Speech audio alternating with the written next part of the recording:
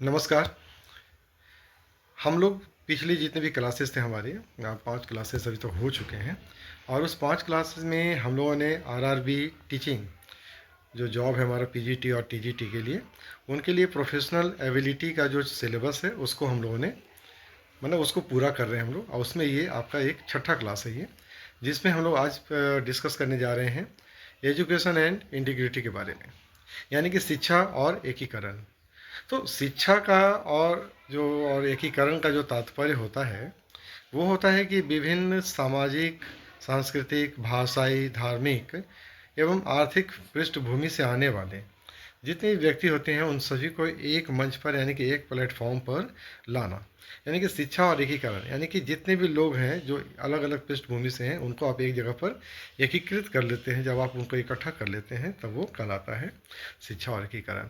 और इसका एक मेन रीज़न क्या होता है? रीज़न ये होता है ना कि वो अपनी आपसी समझ से, अपनी सहिष्णुता और अपने सहयोग की भावना से वो एकजुट होकर के समाज में शांतिपूर्ण सह अस्तित्व को सुनिश्चित कर सकें। यानी कि लोगों को एक प्लेटफॉर्म पर लाने का जो मेन पर्पस होता है ना, वो ये होता है कि लोग जो हैं अलग अलग पृष्ठभूमि से, अलग अलग भाषा से, अलग अलग धर्म से, अलग अलग सांस्कृतिक कल्चर से, ठीक है, वो आएँ और एक जगह पर आ करके वो शांतिपूर्ण सह अस्तित्व को सुनिश्चित करें, यानी कि वो उसमें भूमिका निभाएं। अब एकीकरण में शिक्षा की क्या भूमिका होती है? तो एकीकरण में शिक्षा जो होती है वो सामाजिक समरसता का विकास करती है, पहली बात। तो शिक्षा व्यक्ति को सामाजिक मूल्यों, सहिष्णुता, सहयोग और भाईचारे की भावना प्रदान करती है, जो कि विविधता में एकता को मजबूती देती है। ठीक है। उसी तरह से अगर हम एकीकरण शिक्षा में जो एकीकरण करते हैं तो उससे सांस्कृतिक समन्वय भी बनता है। यानी कि शिक्षा विभिन्न संस्कृतियों के बारे में जानकारी देती है। अलग अलग लोग आते हैं अलग अलग सांस्कृतिक क्षेत्र से और उनके सम्मान व स्वीकृति की भावना उत्पन्न होती है। तो जब आप एक प्लेटफॉर्म पर अलग अलग सांस्कृतिक विशेषताओं से परिपूर्ण लोगों को लेकर के आते हैं तो उनकी संस्कृति के बारे में जानने का मौका मिलता है और साथ ही साथ उनकी संस्कृति के बारे में, उनकी संस्कृति को ले करके सम्मान की भावना भी हमारे मन में उत्पन्न होती है। भाषाई विविधता का सम्मान। शिक्षा भाषा के माध्यम से एक दूसरे से संवाद स्थापित करने और बहुभाषिक समाज में सहयोग करने की क्षमता देती है। यानी कि शिक्षा भाषा के माध्यम से, लैंग्वेज के, एक दूसरे से हम लोग संवाद स्थापित करते हैं और बहुभाषिक समाज में सहयोग करने की क्षमता देती है। ठीक है। राष्ट्रीय एकता को बढ़ावा देती है। शिक्षा नागरिकों को उनके अधिकारों एवं कर्तव्यों का बोध कराकर उन्हें एक जिम्मेवार नागरिक बनने हेतु प्रेरित करती है। तो ये भी बहुत बड़ी बात है। धार्मिक सहिष्णुता और धर्मनिरपेक्षता। शिक्षा सभी धर्मों के प्रति सम्मान और सह अस्तित्व की भावना को विकसित करती है। यानी कि लोगों के, दूसरे धर्मों के लोगों को सम्मान करना, उनके धर्म का सम्मान करना। ठीक है। तो ये एक प्रकार से क्या होता है, धर्मनिरपेक्षता को लोग बढ़ावा देते हैं। यानी कि जो अलग अलग धर्म को मानने वाले लोग हैं वो एक जगह पर रहते हैं और अपने अपने कार्यों को संपन्न करते हैं। उसी तरह से शिक्षक की भूमिका क्या होती है, यानी कि role of the teacher in integration. एकीकरण में शिक्षक की क्या भूमिका है? ठीक है। सकारात्मक दृष्टिकोण का निर्माण करना। शिक्षक जो हैं विद्यार्थियों में समावेशी सोच, सहिष्णु दृष्टिकोण विकसित करने में सहायक होता है। ठीक है। दूसरी, मूल्य शिक्षा का संवाहक होता है। यानी कि जो शिक्षक होते हैं वो वैल्यू एजुकेशन को कैरी फॉरवर्ड करते हैं। यानी कि शिक्षक जो है प्रेम, करुणा, सहयोग, सह अस्तित्व जैसे मानवीय मूल्यों को अपने व्यवहार में और बच्चों के व्यवहार में स्थापित करते हैं। यानी कि अपने व्यवहार के साथ साथ बच्चों के व्यवहार में भी वो ट्रांसफ़र करते हैं, उनको देते हैं। विविधता में एकता की शिक्षा देना। यानी शिक्षक विद्यार्थियों को यह समझाते हैं कि विविधता समाज की शक्ति है और इसमें एकता बनाए रखना अत्यंत आवश्यक है। ठीक है। भेदभाव रहित वातावरण का निर्माण करना। तो शिक्षक कक्षा में सभी छात्रों को समान अवसर प्रदान करते हैं और जाति, धर्म, भाषा या लिंग के आधार पर कोई भेदभाव नहीं करते हैं। ठीक है। इसके बाद आती है आपके पास सामाजिक समस्याओं का संवाद। तो शिक्षक जो है वो सामाजिक असमानता, भेदभाव और पूर्वाग्रहों पर खुल करके संवाद करते हैं और बच्चों को जागरूक बनाते हैं।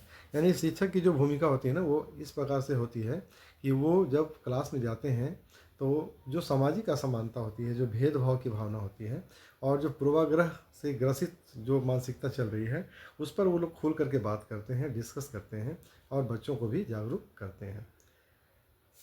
अब इंस्टीट्यूशनल जो आपके पास आता है, role of educational institutions in integrity, यानी कि एकीकरण में, यानी कि जब हम लोग इंटीग्रिटी की बात करते हैं, एकता की बात करते हैं जहाँ पर, तो वहाँ पर इंस्टीट्यूशन का क्या रोल रहता है, यानी कि शैक्षणिक जो हमारे संस्थान हैं उनका क्या रोल रहता है। समावेशी पाठ्यक्रम, इंक्लूसिव करिकुलम, तो शैक्षिक संस्थान जितने भी हैं ऐसे पाठ्यक्रम अपनाते हैं जो सभी वर्गों, जातियों, धर्मों और संस्कृतियों का प्रतिनिधित्व करता है। ठीक है, यानी कि करिकुलम ही ऐसा डिज़ाइन किया जाता है जो सभी धर्म, सभी जाति और सभी वर्गों को एक साथ लेकर के चलता है, अलग अलग संस्कृतियों का सम्मान भी करता है। सांस्कृतिक कार्यक्रमों का आयोजन करना, विभिन्न त्यौहार, भाषा, परंपराओं को मान्यता देते हुए एकता और सांस्कृतिक विविधता का उत्सव मनाना। समान अवसरों की व्यवस्था करना, सभी छात्र को समान शिक्षा, संसाधन और गतिविधियों में भाग लेने का मौका मिलता है। इंस्टीट्यूशन जो होती है वो भेदभाव मुक्त वातावरण का निर्माण करती है। संस्था ये सुनिश्चित करते हैं कि किसी भी प्रकार का जातीय, धार्मिक, लैंगिक या फिर आर्थिक भेदभाव न हो। सामाजिक सहभागिता, संस्थान समुदाय और अभिभावकों के साथ मिलकर छात्रों को सामाजिक दायित्वों के प्रति जागरूक करती है। तो एक शैक्षणिक संस्थान का ये अलग अलग कार्यक्रम, अलग अलग उसका प्रोग्राम होता है, अलग अलग कार्यक्रमों के माध्यम से, और जन सहभागिता सुनिश्चित करती है और अलग अलग अपने प्रयासों से समाज में एकीकरण और इंटीग्रिटी का के लिए वो प्रयास करती है और उस पर काम करती है। शिक्षा और एकीकरण पर अगर हम लोग मान लीजिए बात करते हैं एमसीक्यू क्वेश्चंस को लेकर के, तो एमसीक्यू क्वेश्चन भी इसी से जुड़ा हुआ आएगा, तो बहुत ज़्यादा वो हार्ड है भी नहीं। तो शिक्षा और एकीकरण का मुख्य उद्देश्य क्या होता है, तो सामाजिक समरसता लाना। तो इसमें बात कर रहे हैं हम लोग ना कि प्रतियोगिता बढ़ाना, भेदभाव बढ़ाना। तो शिक्षा और एकीकरण का जो मुख्य उद्देश्य होता है वो होता है सामाजिक समरसता लाना। निम्नलिखित में से कौन सा एकीकरण को बढ़ावा नहीं देता है? ठीक है, तो एकीकरण को बढ़ावा कौन नहीं देता है? सहिष्णुता देती है, सांस्कृतिक विविधता भी देती है, भेदभाव नहीं देती है। भेदभाव क्या करती है? अलगाव करती है। शिक्षा किसके माध्यम से राष्ट्रीय एकता को बढ़ावा देती है? तो शिक्षा समान नागरिक अधिकार के माध्यम से राष्ट्रीय एकता को बढ़ावा देती है। जब आप सभी को समान अवसर देंगे, समान अधिकार देंगे, सभी नागरिकों का अधिकार एक समान होगा, तो निश्चय ही राष्ट्रीय एकता को बढ़ावा मिलता है। शिक्षक का मुख्य कर्तव्य क्या होता है? शिक्षक का मुख्य कर्तव्य होता है एकीकरण को बढ़ावा देना। केवल ज्ञान देना नहीं, विद्यार्थियों में प्रतियोगिता बढ़ाना नहीं, लेकिन एकीकरण को बढ़ावा देना, यानी कि इन सब चीज़ों के साथ साथ एकीकरण करना, लोगों को एक सूत्र में पिरो करके रखना, इसका काम होता है। शैक्षिक संस्थान किस प्रकार एकीकरण में सहायक हैं? समान अवसर देकर। सांस्कृतिक एकता के लिए आवश्यक है क्या? केवल एक संस्कृति को अपनाना नहीं, सांस्कृतिक विविधता को नकारना नहीं, सभी संस्कृतियों का सम्मान करना। तो सांस्कृतिक एकता के लिए क्या आवश्यक है? सांस्कृतिक एकता के लिए आवश्यक है कि हम सभी संस्कृतियों का सम्मान करें। शिक्षा किस प्रकार विविधता में एकता को बढ़ावा देती है? तो शिक्षा जो है वो विभिन्न सांस्कृतिक संस्कृतियों के अध्ययन के द्वारा अलग अलग, यानी कि जो संस्कृति हैं उनको समझने में, उनकी विविधताओं को समझने में, उनके सम्मान करने में, सम्मान की भावना जिससे आए, इस प्रकार से वो लोगों में एकता की भावना को विकसित करती है। मूल्य शिक्षा का उद्देश्य क्या होता है? मूल्य शिक्षा का उद्देश्य होता है बच्चों में, लोगों में नैतिक मूल्यों का विकास करना। शिक्षक विद्यार्थियों में कौन से मूल्य नहीं उत्पन्न करता है? सहयोग का करता है, सहिष्णुता, टॉलरेंस करता है, हिंसा के मूल्य का विकास नहीं करता है। ठीक है, एकीकरण में बाधा उत्पन्न करने वाला तत्व कौन सा है? धार्मिक कट्टरता। तो जो 4 ऑप्शन दिया हुआ है यहाँ पर, उस 4 ऑप्शन में सबसे आसानी से हम लोग इसको पहचान सकते हैं कि भाषाई विविधता, धार्मिक कट्टरता, सांस्कृतिक समावेशन, सह अस्तित्व में कौन ऐसा ऑप्शन है जो एकीकरण में बाधक बनता है? तो धार्मिक कट्टरता है। शैक्षिक एकीकरण का अर्थ क्या है? शैक्षिक एकीकरण का अर्थ होता है समाज के विभिन्न वर्गों को एक मंच पर लाना। ठीक है, और ये कब होता है? जब ज्ञान और एकीकरण दोनों एक साथ हो जाती हैं। समावेशी शिक्षा का उद्देश्य क्या है? समावेशी शिक्षा का उद्देश्य होता है सभी के लिए समान अवसर पैदा करना, उत्पन्न करना, सभी के लिए समान अवसर प्रदान करना। भारत में एकता की नींव किस पर आधारित है? भारत में एकता की नींव विविधता में एकता पर आधारित है। शैक्षणिक संस्थानों में एकीकरण को सबसे प्रभावी रूप से कैसे बढ़ाया जा सकता है? तो शैक्षणिक संस्थानों में एकीकरण को बढ़ाने के लिए सांस्कृतिक कार्यक्रमों के माध्यम से हम इसे बहुत ही आसानी से बढ़ा सकते हैं, क्योंकि सांस्कृतिक कार्यक्रम जितने भी होते हैं ना, उसमें जो प्रतिभागी होता है ना, वो बढ़ चढ़ कर के हिस्सा लेता है, और उनमें जब बढ़ चढ़ कर हिस्सा लेता है तो उनमें आपसी संवाद भी उत्पन्न होता है, और जब आपसी संवाद बढ़ जाता है तो अपने आप एकीकरण का काम हो जाता है। शिक्षक को किस माध्यम से एकीकरण की भावना का विकास करते हैं? तो शिक्षक जो है वो संवाद और समूह गतिविधियों से एकीकरण की भावना का विकास करते हैं। एकीकरण शिक्षा में किसे शामिल किया जाता है? एकीकृत शिक्षा में हम लोग क्या करते हैं, सभी बच्चों को शामिल करते हैं। यानी कि जब हम लोग समावेशी शिक्षा जो हमारा होता है और एकीकृत शिक्षा जो होता है उसमें हम लोग सभी बच्चों को शामिल करते हैं, समान अवसर देते हैं वहाँ पर। सामाजिक समरसता का संबंध किससे है? सामाजिक समरसता का संबंध सहयोग व सामंजस्य से है। मूल्य शिक्षा किस प्रकार एकीकरण में सहायक है? तो मूल्य शिक्षा मानवीय मूल्यों का विकास करके एकीकरण में सहायता प्रदान करती है। शिक्षा का सर्वोच्च उद्देश्य क्या होता है? तो शिक्षा का जो सर्वोच्च उद्देश्य है वह है चरित्र निर्माण करना और एकीकरण लाना। विविधता में एकता का सर्वश्रेष्ठ उदाहरण कौन सा है? तो विविधता में एकता का सर्वश्रेष्ठ उदाहरण है सांस्कृतिक मेले। जातीय संघर्ष, क्षेत्रीयवाद या फिर धार्मिक झगड़े ये सब नहीं होते, सांस्कृतिक मेले। शिक्षा किसे दूर कर सकती है? शिक्षा भेदभाव को दूर कर सकती है। शिक्षक को कैसा व्यवहार करना चाहिए? समावेशी व्यवहार करना चाहिए, यानी कि सभी बच्चों के लिए, सभी स्टूडेंट्स के लिए एक समान दृष्टिकोण रखना चाहिए और सभी बच्चों को उनकी योग्यता और उनकी क्षमता के अनुसार उनको शिक्षा प्रदान करना चाहिए। सांस्कृतिक विविधता को क्या करना चाहिए? सांस्कृतिक विविधता को हमें स्वीकार करना चाहिए। तो एक देश में अलग अलग भाषा, अलग अलग सांस्कृतिक परिवेश, अलग अलग धर्म है, तो उसमें क्या होता है कि हम लोगों को चाहिए कि हम लोग अलग अलग सांस्कृतिक परिवेश को, विविधताओं को हम लोग स्वीकार कर सकें।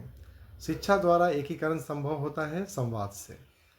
मानवाधिकार शिक्षा एकीकरण में कैसे सहायक है? अधिकारों का ज्ञान देकर। एकीकृत शिक्षा में भाषा की क्या भूमिका है? तो एकीकृत शिक्षा में भाषा की भूमिका आपसी समझ विकसित करना होता है। तो विविध सांस्कृतिक पृष्ठभूमि वाले छात्रों के लिए शिक्षा का दृष्टिकोण कैसा होना चाहिए? तो समावेशी होना चाहिए। हम लोग इसके पहले भी हम लोग क्वेश्चन देखे थे, तो क्वेश्चन का लाइन और सेंटेंस अलग हो सकता है, लेकिन उसका जो आंसर है या उसका जो रिजल्ट है वो एक होता है। बच्चों में सामाजिक एकीकरण के लिए सबसे उपयुक्त गतिविधि क्या है? समूह कार्य। समान अवसरों का तात्पर्य क्या है? तो समान अवसरों का तात्पर्य है सभी के लिए शिक्षा। एकीकृत समाज का निर्माण कैसे होता है? समरसता से होता है। समावेशी शिक्षा का एक प्रमुख लाभ क्या है? तो समावेशी शिक्षा का एक प्रमुख लाभ है सभी को समान अवसर प्रदान करना। शिक्षक का समावेशी दृष्टिकोण किस पर आधारित होता है? तो शिक्षक का समावेशी दृष्टिकोण समानता और सम्मान पर आधारित होता है। सामाजिक एकीकरण हेतु सबसे प्रभावी उपकरण कौन सा है? तो सामाजिक एकीकरण के लिए सबसे प्रभावी उपकरण होता है शिक्षा। कौन सा कार्यक्रम शैक्षिक संस्थान में एकीकरण को बढ़ावा देता है? तो सांस्कृतिक उत्सव, सांस्कृतिक मेला, सांस्कृतिक कार्यक्रम, ये सारी चीज़ें जो होती हैं वो एकीकरण को बढ़ावा देती हैं। शिक्षक को छात्रों में क्या नहीं करना चाहिए? पक्षपात नहीं करना चाहिए। सबको एक समान दृष्टि से देखना है और सभी को एक समान अवसर प्रदान करना है। शिक्षा किस प्रकार सामाजिक एकीकरण को बढ़ाती है? तो शिक्षा समझ और सह अस्तित्व के द्वारा एकीकरण को बढ़ाती है। राष्ट्रीय एकता के लिए शिक्षा किस प्रकार सहायक है? तो राष्ट्रीय एकता के लिए शिक्षा साझा राष्ट्रीय पहचान बनाकर होती है। तो आजकल हम लोग देख रहे हैं कि स्कूलों में, कॉलेजों में अपार आईडी बनाई जा रही है। तो अपार एक ऐसा पहचान है जो हर स्टूडेंट के लिए यूनिक आइडेंटिफिकेशन है। तो हम लोग एक राष्ट्रीय पहचान बना रहे हैं बच्चों का, जहाँ पर एक राष्ट्र, एक स्टूडेंट, एक स्कूल का कल्चर हम लोग लेके चल रहे हैं। तो इससे क्या होता है कि सभी बच्चे जो हैं वो पूरे ऑल ओवर इंडिया में कहीं भी रहेंगे तो उनकी एक पहचान रहेगी कि ये स्टूडेंट है और ये कहाँ से आए, यानी कि उनकी जितनी भी पूर्व की जो उनकी कार्य रहे हैं वो सब के सब एक साथ एक जगह पर इकट्ठा उनको मिलता चला जाएगा। एकीकरण को सबसे अधिक क्या बाधित करता है? सामाजिक भेदभाव बाधित करता है। समरसता का विकास किससे होता है? तो समरसता का विकास संवाद से होता है। विविधता में एकता किसका मूल सिद्धांत है? तो विविधता में एकता भारतीय संस्कृति का मूल सिद्धांत है। एकीकरण का आधार क्या होना चाहिए? समानता होनी चाहिए। एकीकृत कक्षा में शिक्षक का कार्य क्या है? सभी को समान अवसर प्रदान करना। शिक्षा का कौन सा पक्ष एकीकरण में सहायक है? मूल्य शिक्षा, यानी कि वैल्यू एजुकेशन। वैल्यू एजुकेशन से ही हम लोग बच्चों में नैतिक मूल्यों का विकास कर सकते हैं, जिससे कि एकीकरण में सहायता मिलती है। कौन सा मूल्य सामाजिक एकता को प्रोत्साहित करता है? सहिष्णुता, टॉलरेंस। समावेशी पाठ्यक्रम का एक उद्देश्य है, क्या है वो? तो समावेशी पाठ्यक्रम का उद्देश्य होता है कि सभी पृष्ठभूमि का प्रतिनिधित्व करना, यानी कि अलग अलग भाषा, जाति, धर्म और शैक्षिक अलग अलग वातावरण से आने वाले सभी बच्चों का समान रूप से प्रतिनिधित्व करना। शिक्षा किसे दूर करती है? शिक्षा द्वेष को दूर करती है। ठीक है, तो शिक्षा से नॉलेज होता है, नॉलेज से जॉब लगता है, गरीबी भी दूर होती है, लेकिन जो सबसे महत्वपूर्ण है वो है द्वेष। ठीक है, लोगों के प्रति घृणा, लोगों के प्रति जेलस यानी जलनशीलता की भावना को कम करना। एकीकृत शिक्षा में समावेशन का तात्पर्य क्या है? एकीकृत शिक्षा में समावेशन का मतलब होता है कि सभी को साथ लेकर चलना। सामाजिक एकीकरण का प्रमुख अवरोध क्या है? भेदभाव। शिक्षक का कौन सा गुण एकीकरण में सहायक नहीं है? पक्षपात। शिक्षा और एकीकरण का संबंध किससे है? शिक्षा और एकीकरण का संबंध संवाद व समरसता से है। तो ये हम लोगों का 50 MCQ था, और ये जो था वो आपका शिक्षा और एकीकरण से संबंधित है, यानी कि एजुकेशन और इंटीग्रेशन से जुड़ा हुआ था। लेकिन अब जब हम इस पूरे 50 क्वेश्चन को पूरा करते हैं तो आप पाएंगे कि बहुत सारे क्वेश्चन ऐसे थे जो जिनका उत्तर एक ही था, यानी कि क्वेश्चन जो है पूछने का तरीका अलग अलग हो सकता है, उसका आंसर एक ही होता है। तो बहुत सारे क्वेश्चन ऐसे थे जो मिलते जुलते थे, लेकिन उसका पूछने का तरीका अलग था, उसके ऑप्शंस अलग थे, लेकिन उसका आंसर एक ही था। तो ये भी हमें ध्यान में रखना होगा कि क्वेश्चंस का पैटर्न, उसका पूछने का तरीका कुछ भी हो सकता है, लेकिन अगर हम अच्छी तरह से उसको समझ लें और जान लें और एक बार, दो बार, तीन बार इसको अगर हम प्रैक्टिस कर लेते हैं तो ऐसा कोई भी चांस नहीं है कि वो छूटेगा। तो यही मौका है जब आप अपने मौके को कन्वर्ट कर सकते हैं अपने सक्सेस में। तो हम लोग का जो एक मूल मंत्र है वही है, यही मौका है, बस जो मौका है उसको आप कैच कर लीजिए, तो आपका सक्सेस आपके हाथ में होता है। अगले वीडियो में हम लोग चलेंगे तो देखेंगे कि जो हम लोग का फिलॉसफी और वेरियस स्कूल ऑफ फिलॉसफी था, वो जो चैप्टर था, वो जो पार्ट था, वो समाप्त हो गया है, और हम लोग अब दूसरे पार्ट में चलेंगे और वहाँ से हम लोग देखेंगे अलग अलग चीज़ें हैं। तो हम लोग जो बात कर रहे थे, वो जो कर रहे हैं हम लोग, वो RRB टीचिंग्स यानी कि PGT और TGT के लिए जो पार्टिसिपेंट हमारे तैयारी कर रहे हैं, उनके लिए उनका एडमिट कार्ड बस आने ही वाला है, आजकल कभी भी आ सकता है वो, मई तक में। तो उनके लिए हम लोगों ने एक एजुकेशन, जो हमारा प्रोफेशनल एबिलिटी का जो सिलेबस था, उसको हम लोग यहाँ पर कवर कर रहे हैं। अब मेरा ये प्रयास है कि हम हर टॉपिक के साथ में मैं आप लोगों के पास MCQ भी लेता चलूँ, जिससे कि आपको समझ में आ जाए कि उस टॉपिक से आधारित MCQ किस तरह के आते हैं और उसको हमको किस प्रकार से टैकल करना है, कैसे उसका जवाब देना है।